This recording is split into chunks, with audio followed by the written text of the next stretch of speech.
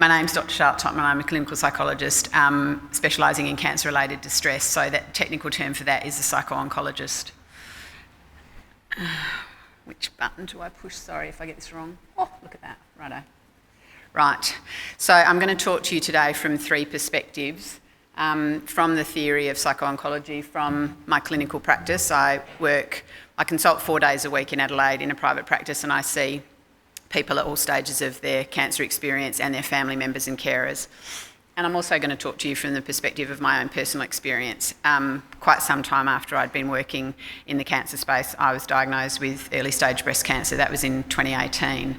And so I guess I have the rather ironic and unique experience of kind of being on both sides of the desk, as it were. So today you're going to hear a lot of the clinical stuff, but you're also going to hear some of my stories. For those of you who have listened to the podcast, part of me worries about, oh God, you're going to hear some of the same stuff, but truthfully I've done a few talks recently where people have heard the stories again, or some of the stories again after listening to the podcast, and they still seem to have got stuff out of it. So hopefully that will be the case for you guys. They're my contact details. If at any stage during this presentation or the next presentation that I do later today, you want to take photos of the slides, go right ahead. Don't feel shy.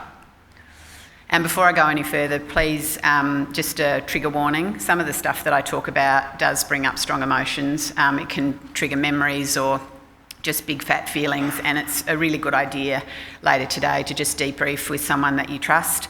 Mostly if you do feel a bit rattled, the feelings will settle down after a few hours, but nevertheless it's just a good thing to just sort of go, okay, feeling a bit shaken up, and I wonder what it was that Charlotte said in particular that really got me stirred up, and just work through that.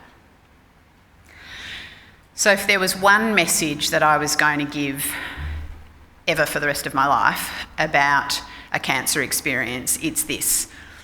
It's the timeline of a cancer experience that's pretty well not understood, and certainly not talked about, or not talked about at the beginning of a cancer experience. So this is just a little diagram. You can see down the bottom there's the point of diagnosis, and then you wind your way up through hospital-based treatment, and then you get to the spot that says post-treatment adjustment, at least 2 years and often longer. That's often information that I'm delivering to people when they're referred to me after they have that emotional crash that I think it was Carol was talking about in the last session, where they get to the end of that hospital-based treatment where they've just been in survival mode, just clinging on, going to all the treatment sessions, managing side effects, all the appointments, keeping body and soul together. And then they get through all of that and it's kind of like, yeah, I did it. And then suddenly all of that caregiving stuff, all of those medical appointments, everything kind of grinds to a bit of a halt, and often quite suddenly. And it can feel a lot like falling off a cliff. And added to which your hair's growing back, you often start doing things you weren't doing through treatment. So you start picking up the kids, or you start going to Mind Mum, or you start doing the stuff that you used to do before diagnosis. And the people around you misinterpret that everything is back to normal. And it isn't. And you've got this whole clash going on between, well, I'm meant to be okay, and I seem to look a bit like I did before, and people are behaving and expecting of me what I used to do, but it isn't. It's not how I feel. And that's when I get most of my referrals. And quite often in that first session, I will say something to them like, we've got a post-treatment adjustment situation going on here. And they'll be like, what? I'm like, yeah. Takes at least 2 years from the end of hospital-based treatment, and often a lot longer. And really, it really is a lot longer than that. My diagnosis was in July 2018, so I'm coming up to 4 years in this July coming. I'm still working it out. I don't know if I'm ever going to work it out, but I'm certainly, it's not like the 2 years came and went and it was like, yeah, it's all sorted.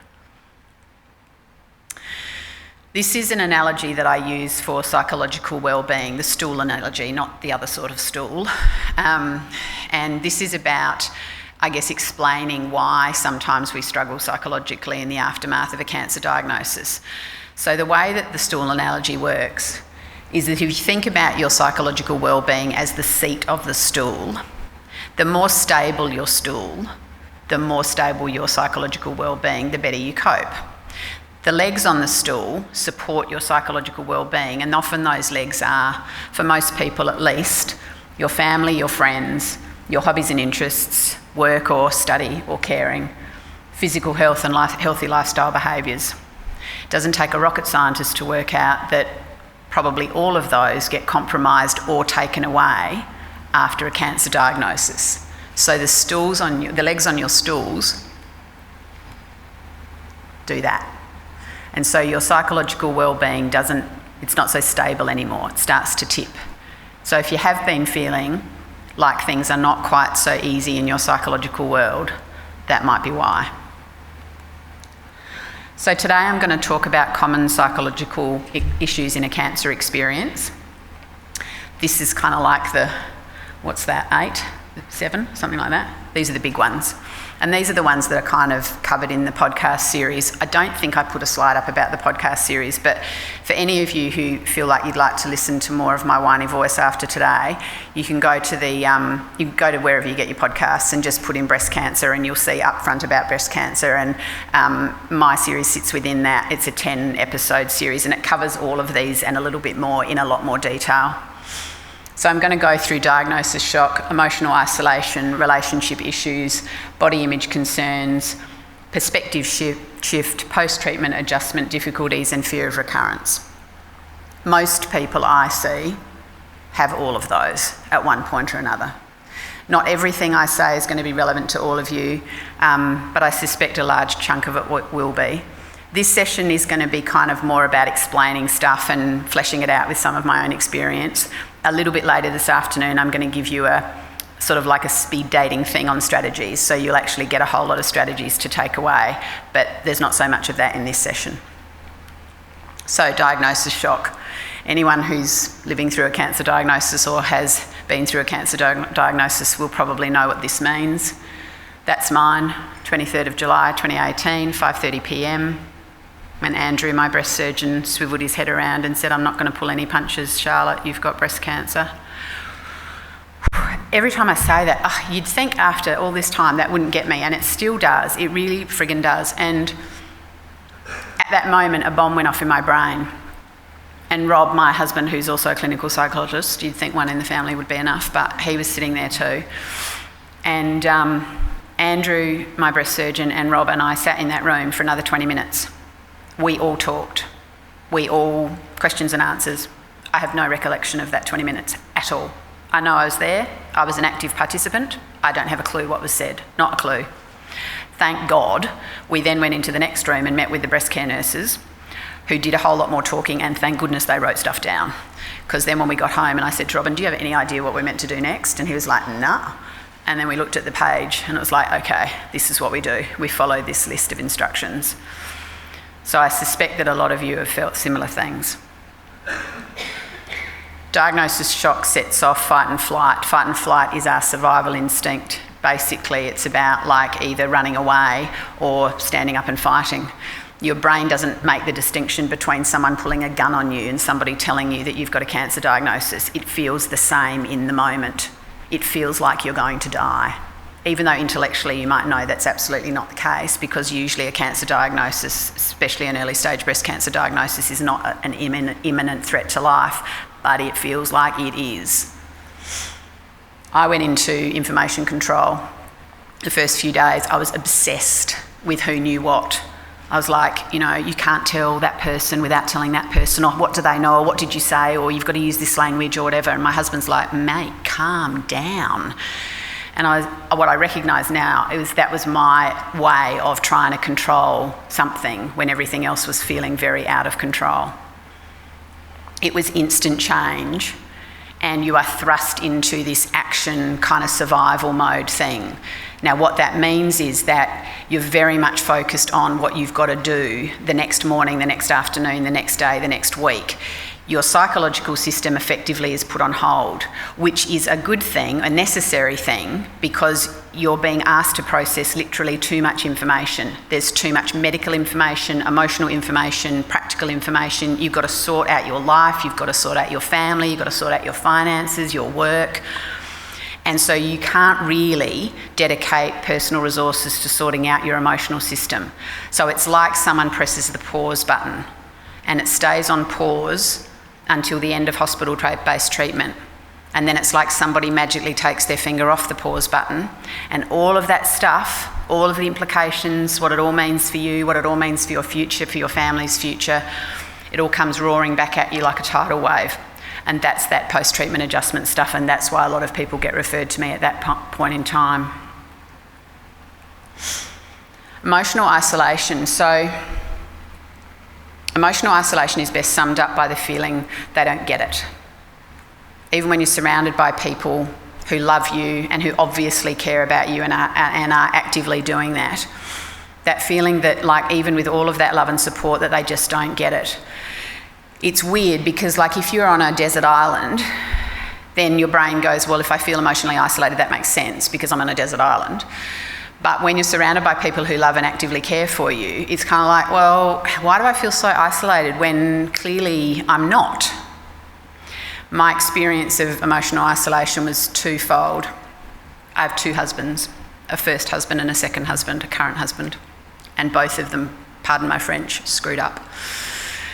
Love the second one now a lot, but first one, he's a great guy and he's a good friend. But anyway, I'll tell you about the second husband first.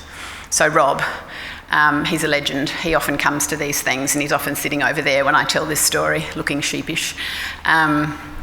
It was about 3 or 4 days after diagnosis, and we were in bed sitting up talking late. We've got 4 adult children and a couple of them were in the house at the time, so we were having these sorts of conversations well away from the kids.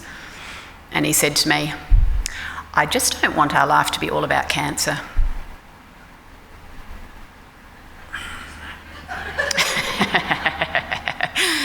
I still don't know how I didn't. Yeah, I think I was just a bit like, what? I don't actually think I don't remember if I said anything. I don't think I did. But I did have, oh God, I haven't done this for a while in front of people. It's very different when you do it online. I don't get so emotional. I had a moment that night. I was lying in bed wide awake at 2 or 3 in the morning, as you do. He's meanwhile snoring peacefully next to me.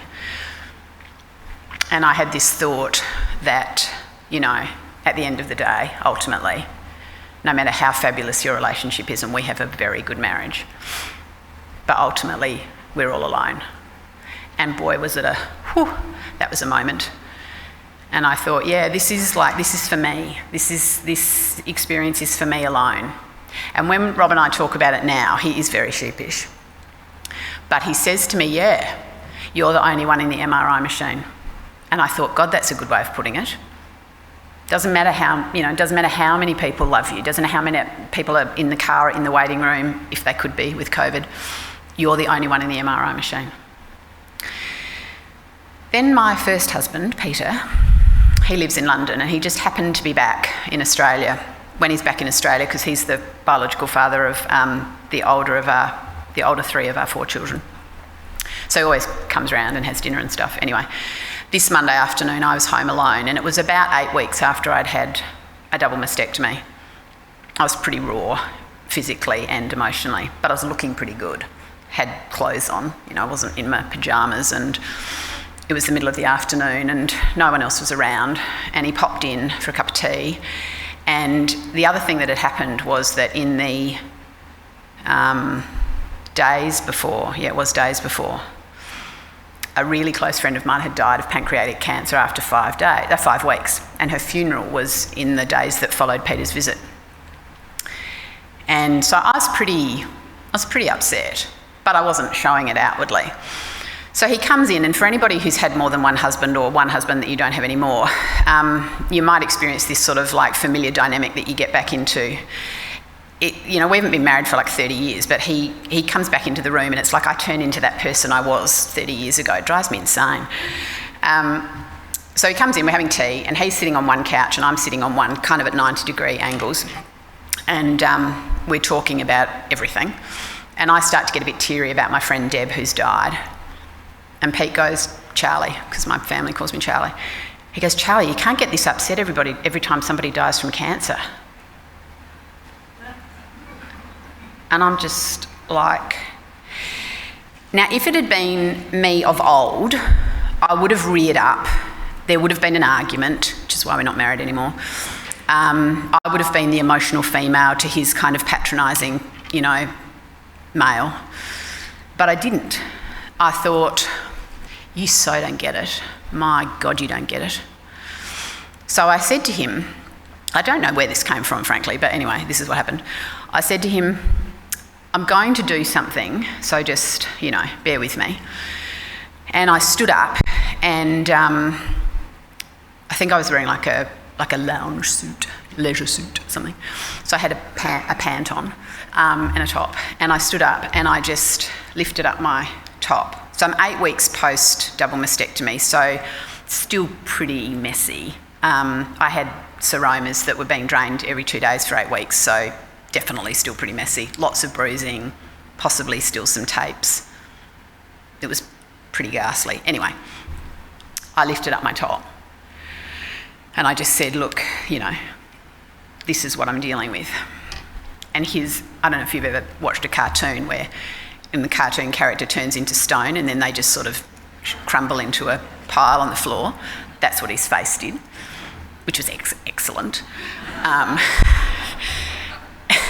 So in that moment I was like, right, okay, now you're starting to get it.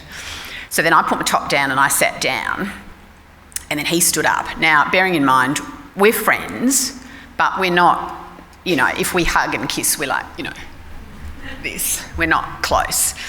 But he stood up and he walked across to me and he stood in front of me and he put his hands out and he pulled me up. Now, this doesn't get gross or anything, but it's just a measure of what happened.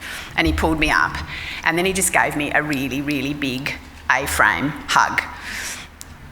And he didn't say anything, but it was in that moment that it was like, okay, he's starting to get it.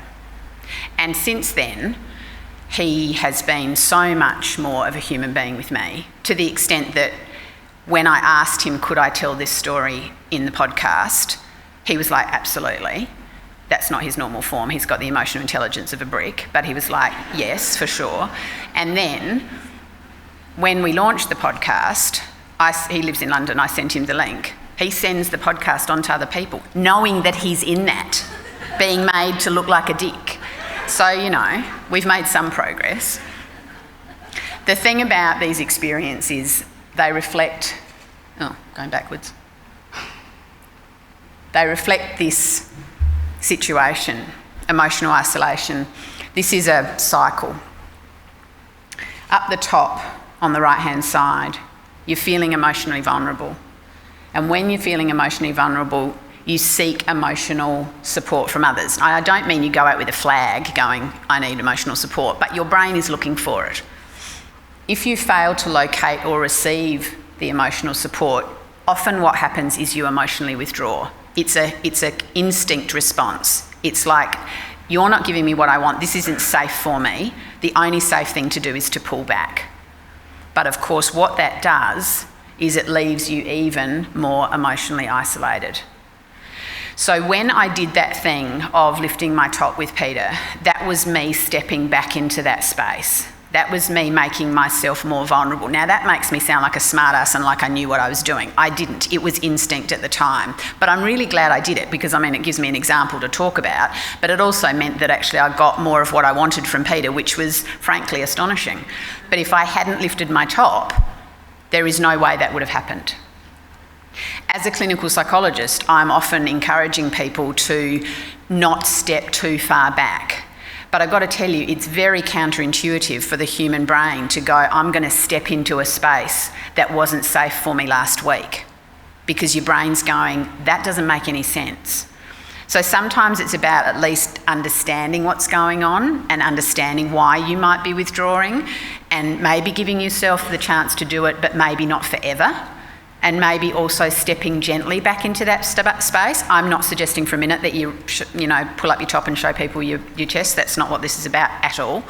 But it is about understanding that if you do step back, the risk is that you become even more emotionally isolated. The antidote to emotional isolation is empathy. which is basically finding people who get it. This is where places like BCNA are so important. This is why forums like this are so important, because I bet when you talk to people here, there's a feeling that they just get it. There's a shorthand, there's a look, there's an understanding. You don't have to persuade them or educate them, they just get it. And you probably don't even have to talk about cancer all the time either, because you don't need to, because you understand that they understand.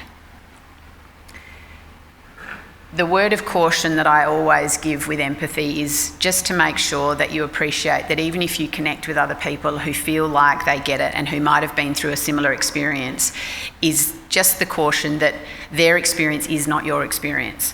So that if something works for them or helps for them, or doesn't work for them or doesn't help them, that doesn't ipso facto mean that it's the same for you. So sometimes we can get sort of so buoyed up by the feeling of like somebody getting it that we assume that like, well, you know, if they did it or their oncologist did that or their family would do that, then, you know, I can reasonably expect that of mine. It doesn't necessarily translate. Relationship changes, so many. I could talk just on this. We all have lots of relationships, whether they're, you know, intimate partners or siblings or children or parents or friends or extended family or work colleagues or people like this that we've met through organisations like BCNA. There's a whole lot of relationship changes that happen through a cancer experience. Surprises and disappointments is what I call it's a universal experience. I don't think I've met a client yet who hasn't had at least one surprise where they've been delighted by somebody who stepped up that they never really imagined would, but also that everyone's had at least one disappointment where people have just kind of either vanished or just really failed them, really let them down. I often call the surprises and disappointments the flocking and the vanishing. The flocking at the beginning is often because people like really care and they're spurred on by the drama and the newness, the novelty. But, you know, cancer gets old, cancer gets boring, people get tired, fatigued, people get busy, people get scared, people get worried that they'll say the wrong thing, people don't like distress, they don't want to make you upset, they don't want to get upset, so they often will step back, and that's the vanishing. Changes in sexuality and intimacy, yep, it's a whole episode in the podcast on that. And I'll talk more about strategies for that in the next session. Dual relationships overnight. If you're in an intimate partnership, you go from being partners to being patient and carer. That can be very tricky. I often use the example that if Rob talked to me during treatment as his wife, he might say, darling, really love your veal parmigiana. Do you think you could maybe make that? As his wife, I would say sure. As his patient, I would say, are you fucking joking? Now, if you know that you're talking to each other as patient and carer or husband and wife, you can figure that stuff out. But the dual relationship thing happens without anyone noticing. And so it can put pressure on relationships. And if you had existing cracks in your relationship before cancer, it can make those cracks open up. The sandwich generation is what I talk about in terms of a lot of women get a cancer diagnosis and treatment at a point in their lives where they quite often have, they're the meat in the sandwich as it were, so they quite often have children and ageing parents. So they're the carers for both ends of the spectrum, and yet when they're unwell, those caring responsibilities don't just disappear. So it's like, how do I navigate that space? How do I make sure that my kids are sort of like continuing on as normally as possible? How do I make sure that my parents don't feel like I've just disappeared off the face of the earth? And how do I look after myself? Body image issues, another huge topic. So, well before cancer, well before any kind of like surgery or cancer treatment, the studies tell us that more than 90% of Western women have some sort of concern with their own weight and shape, their own body image. So well away from cancer, most of us have got something that we're not happy about. Then we have cancer treatment, and it's like it works as a lightning rod for that unhappiness. I've got something to focus on. I've got something I can see in the mirror every day that I don't like. And there are so many triggers for body image issues after cancer treatment. So this is a big issue. The reason that it's so tricky is because our brain over time builds up a library of images, and the library of images are collected from us looking in reflective surfaces. So reflective surfaces might be mirrors, they might be the car window, they might be a shop front, but without you realising it, every day, probably for your whole life, you've looked at yourself at least once, probably many more times, in a reflective surface, and each time that's happened, your brain's taken like a little image, like a little photo, and all of those photos have gone into a file, and the file in your brain is called "This is what I look like." And then after cancer treatment, the image that you see in the mirror in the reflective surface doesn't match the images in the file in your brain called "This is what I look like." And that sets up this thing called cognitive dissonance, which is where you've got two ideas in your brain trying to compete. It's like a tug of war all the time. What that often leads to is people, because they're unhappy with what they see in the mirror, is it leads to avoidance, gaze avoidance, not looking at yourself in the mirror. And what that does is it means it takes longer for you to adjust to the new you. Because what you actually want to do is you want to create a new library. You want to look at yourself more often, not less often. You want to take more of those little mental pictures and build a new file in your brain called "This is what I look like." And what happens over time, and it is a function of time and frequency of how many times you're prepared to look in the mirror, that number of images builds up over time. If you don't look in the mirror in the reflective surface, it's going to take a lot longer for that new library to build up in your brain. The triggers, so many. Oh God. Sorry. Right, you can read the triggers. There's one trigger up there that I really need to add. It's other people's breasts. I'm obsessed with other people's breasts. On TV, at the swimming pool, just sitting here. I can see it. I'm tuned into other people's breasts. So almost every day, in almost every personal environment, you're going to be triggered around things like body image. So sometimes it's about starting to understand what your triggers are, and it's not about avoiding them, but it is about understanding them. If you can understand them, then you can expect them, and you can then move on more quickly from them when you are triggered. That's me in a fitting room, triggered. The reason I took that photograph is because I was in a Saba fitting room, actually buying a dress for the last BCNA thing I did, and I thought, isn't it interesting? What I see in the mirror looks like fairly calm Charlotte, and what was going on inside me was I was nauseous. I was so anxious I thought I was going to throw up. And I thought, this is a really good thing to take a photo of, because I reckon most people seeing that photo would think I was completely fine, totally together. I was so not together. I fled Saba. I was so anxious. And so it's just a good example of how what we look like is often so little to do with what we actually feel.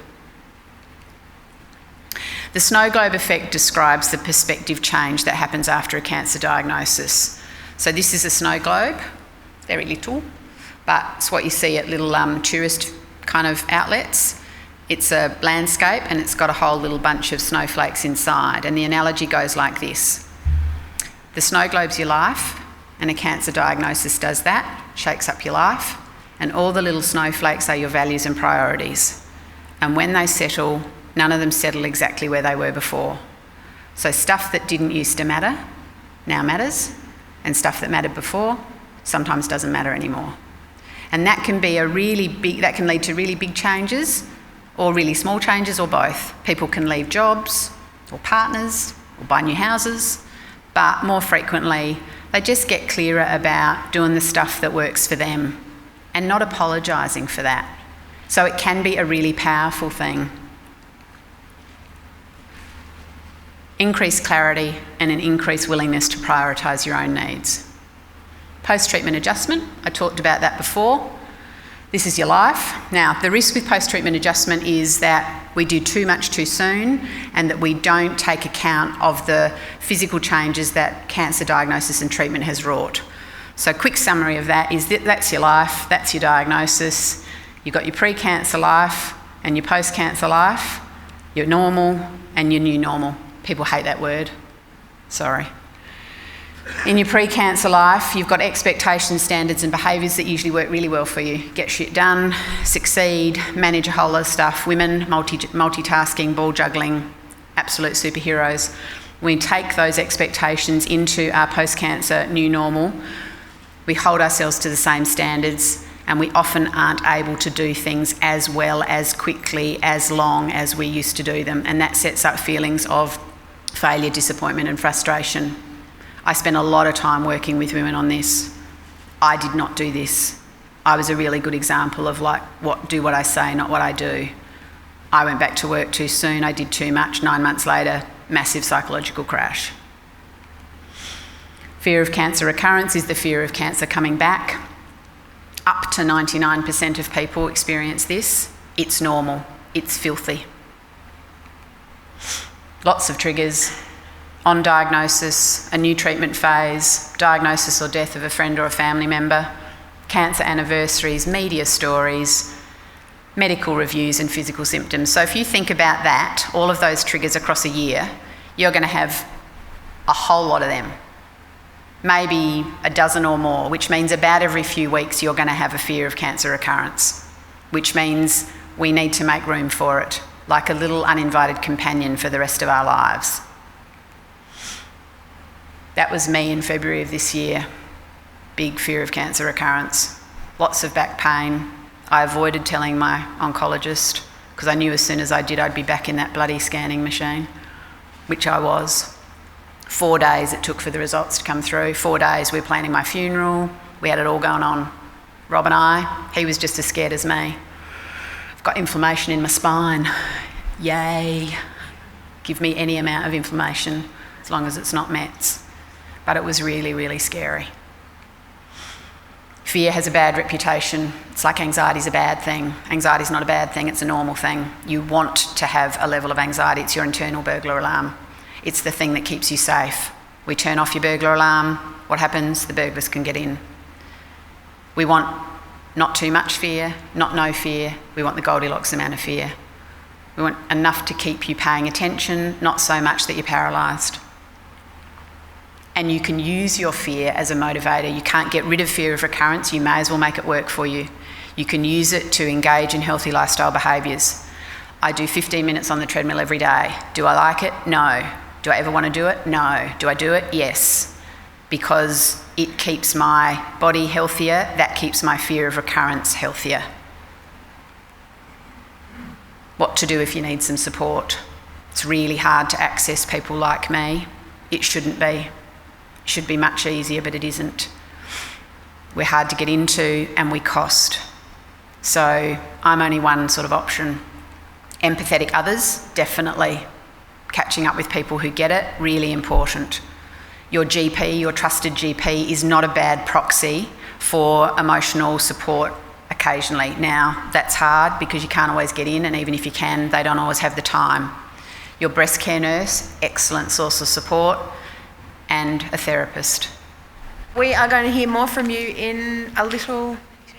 Wow. Thank you, Charlotte. Thank you.